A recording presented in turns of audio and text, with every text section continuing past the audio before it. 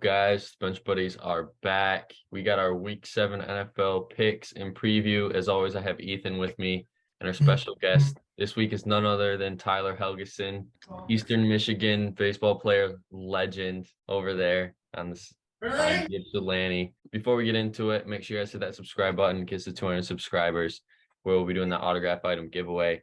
But let's talk about last week's results. Ethan, you and I tied last week at 7-7. What was the game that stood out to you here? Yeah, not too great for us. I was thinking Arizona was going to beat Seattle, and I also was thinking that the Saints were going to beat the Bengals, but obviously that didn't happen. Both of those games are pretty close, but it is what it is. Yeah, I think for me, obviously my Packers losing and your Steelers winning in two games that kind of were supposed to go the other way was kind of the big storyline for me here this week. But we'll talk about what Tyler has to do this week. This is what you got to beat. You got to beat Cam's 11-4 record this year, and it's only 14 games. So I think if you can tie his 11-3 from last year, that'd be the best record overall, or obviously anything better. So that's what you got to beat. All right. But these are the teams on the bye this week. Ethan, which one of these teams here is kind of the most intriguing team so far this season? I'd say the Eagles. You got to say the Eagles, right? Because if you look at their schedule, they're favored in all the rest of their games. So they're technically favored to go 17-0 right now, which I don't think is going to happen, but you never know. Crazier things have happened, and it's going to be pretty exciting. So I'd say the Eagles. And then to start off our video here with the picks, all of us went with the Cardinals last night, and obviously we saw the complete dominance on offense and defense they had. The Saints didn't have a response after Dalton threw the 2 pick sixes, and it's pretty much over from there. And the Cardinals are looking up, trending in the right direction now that D-Hop's back. He had a good performance.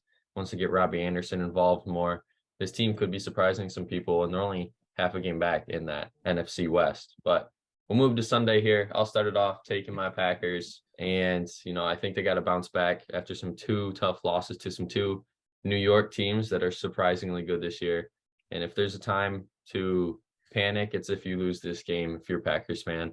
If they lose this one, then it's really panic time. But, I don't really expect that to happen because I think they should win big here. Yeah, I think they should win big, but you're right. If they lose this game, then it's panic time for Aaron Rodgers and the Packers. So this is a must win for them, and I think they're going to do it. Yeah, I really don't like the Packers here, but I don't like Carson Wentz even more. So it's more of a fade on Carson Wentz. And then we're moved to a big divisional game in the AFC North already this year. 2-4 Browns going on the road to the 3-3 Ravens. And an interesting storyline is Andrews and Lamar did not practice yesterday on Thursday. So that's something to monitor going into this game. But I think they should be, still playing. But if they do, I think the Ravens should really get them here. If the Browns can't run the ball, which, Baltimore is known to stop the run this year so far, then it's going to be an ugly game for the Browns yet again. And I think the Ravens really can take advantage of that on offense and get the win. I think the Browns are going to keep it close, but I'm also taking Baltimore. I think divisional football in the AFC North is always tough, but Baltimore at home, more explosive offense, and Browns have not looked great the last few weeks. So I'm taking the Ravens here. I agree. I got the Ravens too. And then, Perel, this one's pretty much going to be a blowout, or at least it should be. But obviously the Panthers with them trading Robbie Anderson and Christian McCaffrey now this week. Tampa looking for a big win here. Brady's never lost to the Panthers as a Buccaneer. I think you got to go Brady and the Bucs big here. Yep. Spread's pretty high, but this is a hard one to bet on because the spread's so high, but I still think the Buccaneers should definitely win big and easy. I agree. Buccaneers by a lot. And then we got another game we all agree on here. Falcons, Bengals. I think this one could really be a toss-up after Mariota's been playing really good football the last 2 weeks and willing this Falcons team back to 500. The Bengals are looking to, shake off the Super Bowl rust still, far into the season. And I think this is a game where you have to win it just to stay in that AFC North race. And I think they'll get it done. Yep, me as well. I was close to taking the Falcons, but I think the Bengals at home really did it for me. I'm going to take the Bengals. They've been playing better football. Falcons have been as well, but upsetting the 49ers last week. But I think it'll be a close game, but I'm taking the Bengals. I agree. I think this one's going to be pretty close. I think it could go either way, but when I think it's going to go either way, I'll take the home team in this. And then Tyler, I'll let you start here going with the Lions on the road. So hoping the Lions got healthier after their bye. Hopefully they made some changes last week on the defensive side, and hopefully we can come out and see a new Lions team. So I'll take the Lions this week. Yeah, I think the over under is something to monitor in this game because Lions can score a lot of points when they do score. And the Cowboys with Dak back, it's kind of uncertain how this team's going to perform. I do like the Cowboys here at home. I think, the typical Lions fashion, I don't think they'll get blown out again like they did before their bye. But I think it will be a close game going into the fourth quarter, and Dallas squeaks this one out. Yeah, I'm with you there, Quinn. I think it's going to be a really good game, and I could definitely see the Lions putting up enough points. But I also think with Dak supposed to be coming back, I think that their offense is going to be good enough to just squeak by the Lions. I think it's going to be a good game, though. And then, Ethan, I'll let you start here taking the Jaguars. All right, yeah. So I'm taking the Jaguars. They're actually 3-point favorites somehow. I'm gonna take them because they've really been playing good football despite the 2-4 record. They should have beat Washington. It's about the only game that they really should have won. And the Giants are a really mediocre 5-1 team. Their defense is carried for sure. And I just think the Jaguars can score enough points. I think it's going to be close, but I think the Jaguars can score enough points to beat them. Yeah, I mean, I can see where you're coming from. The offense has been stagnant at times, but they have Saquon Barkley, and I think this is a big game for him. I think he's going to have a big day, and he's going to be the sole reason why they get to win here. And, that defense, I think, will limit the Jaguars' offense. When Lawrence can't throw the ball and get things going, then he struggles and the whole offense falls. Yeah, I agree. I like the Giants. I just think Saquon's going to be too much in that game. So I'll take the Giants. And then Tyler, going against the home team here, I'll let you start. I just don't think the Colts are as bad as everyone thinks. I mean, they got off to a rough start. I just like them in this spot, divisional game. I think they could pull this one out. Mm-hmm. I mean, I think this is probably the least confident game I picked this week, just because this one is probably one of the biggest coin flips of the week. And, obviously divisional games, you can throw out spreads. It doesn't really matter because it could go either way, because these games mean more in the season. But with that being said, I got to go with the home team here because it does mean more at home as well. Yeah, I think the Titans pass rush is going to get to Matt Ryan, and I'm not sure if Jonathan Taylor's supposed to play or not. I think he's questionable still. But if he does play, then that might change a little bit. But I think the Titans will run all over him on offense, and I think that defensive line is going to get to Matt Ryan, and I think the Titans are going to win it at home. Now moving over to the 4:00 slate, we got Tyler going first here, taking Russ. Let's see what he can cook up this week. Like the Broncos this week. Not really sure why, but there's a gut feeling I have. So Broncos country, let's ride. And then I'm going with the Jets here because one, they really showed that they are, I think, for real this year. I mean, my preseason, I kind of had them as a wild card, kind of like a fluky, could they squeak in somehow?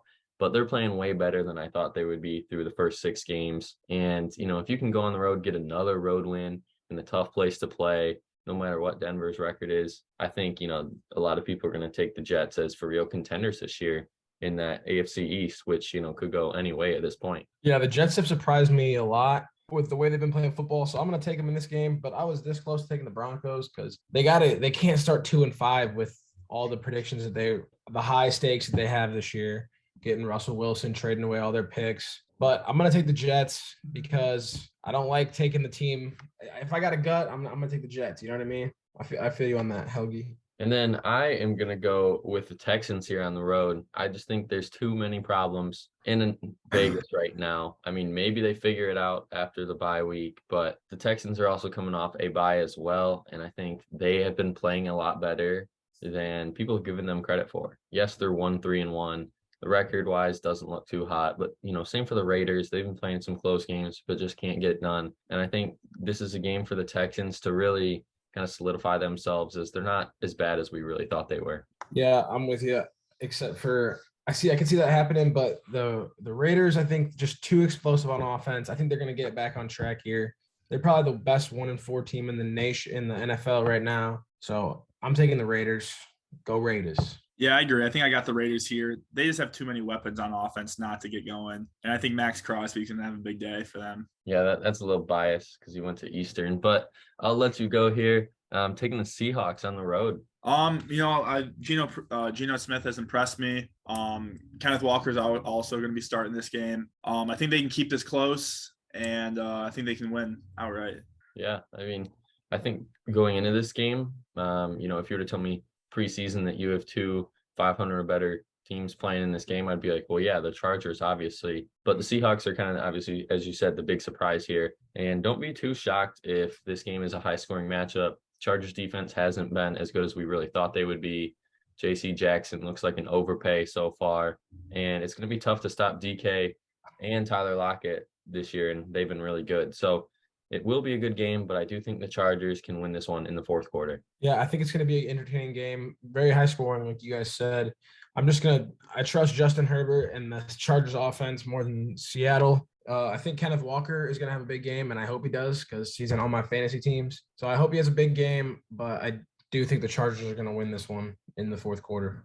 And then the last 425 game here, probably one of the best games of the day. You get the Chiefs going on the road to the new look 49ers. And Tyler, I'll let you start here. Maybe that CMC is influencing your pick there. A little bit. But also I just like the 49ers defense, and I really haven't been impressed with Kansas City's defense this year. I think this game is going to be close throughout the wire, and I just think San Francisco could win this. I think they're a better football team than 3-3, so I think they get back above 500 this week.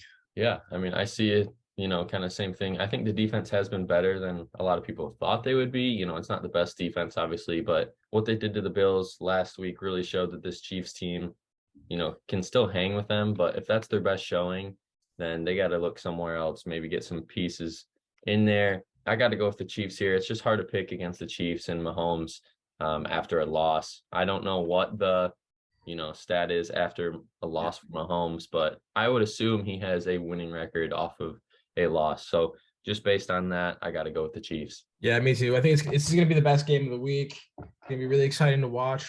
It's hard to see. It's hard to tell if it's going to be a shootout or a defensive game because with these teams you can get both. But I'm going to take the Chiefs just because of that offense, like you said, Zach. Then moving over to the nightcap Sunday night football. Ethan, I'll let you start here with your Steelers. I mean, of course, I'm going to take the Steelers. I took them last week against the Bucs. Got that one right. I think they're going to move to 3-4 this week. I mean, Tua's first game back. I think it's possible that the Steelers' defensive line gets to him and Minka gets a couple turnovers against his old team. And I think that's the way to beat him on Sunday Night Football. Kenny Pickett is supposed to play along with Pat Freiermuth. So hopefully they can get this win. Yeah, I mean, I can see where you're coming from, but just what the Dolphins did last week against the Vikings still made it close. Tyreek absolutely went off. Waddle, he's questionable to play this week after, a minor injury. But I think the Dolphins can really do it this week now that Tua's back. They're back to their rhythm. Mostert, has solidified himself as the running back one after there was 4 guys that really could take the spot this year. And now I think they're getting in there, getting the hang of things. And, if they get this win this week, they could possibly be tied for the lead in the AFC East. Yeah, I agree. I just thought the Dolphins looked like one of the best teams those first 3 weeks of the season before Tua went down. Then they kind of fell off. I just think they get back on that rhythm this week. So I'll take the Dolphins. And then for the last game of the week, unfortunately, it's going to be a terrible Monday Night Football game, but you never know. Sometimes it's different than you think. I like the Patriots here, whether it's Mac Jones or Zappi. This team is, playing some good football right now. The running game is there with Stevenson. And once they can figure out who they're going to, is going to be the wide receiver one favorite option, this Patriots team could be very dangerous. Their defenses look very good. And against a struggling Bears offense, they can't get anything going. And they're going to be having some guys probably getting traded within the next few weeks. Give me the Patriots. Yeah, I'm going to take the Patriots because, I mean, it's just, I think there's no doubt in my mind that the Patriots are winning this game. I just can't see the Bears being able to score on that Bill Belichick defense. There's just no way. They might get a lot of turnovers this week. I mean, Mac Jones is supposed to play, right? Or maybe. Mm-hmm. Either way, it doesn't really matter. I'm not watching this game Monday night, so. Yeah, I'll take the Patriots. I just think that they're going to get too much pressure on Justin Fields. Their defensive line is going to be giving them havoc all night, so I'll take the Patriots. That's going to be it for our video this week. Make sure you guys come back next week to see how Tyler did and to see, who our guests will be next week. But thanks, Tyler, for coming out. And Yes, thanks for having me, guys, next week.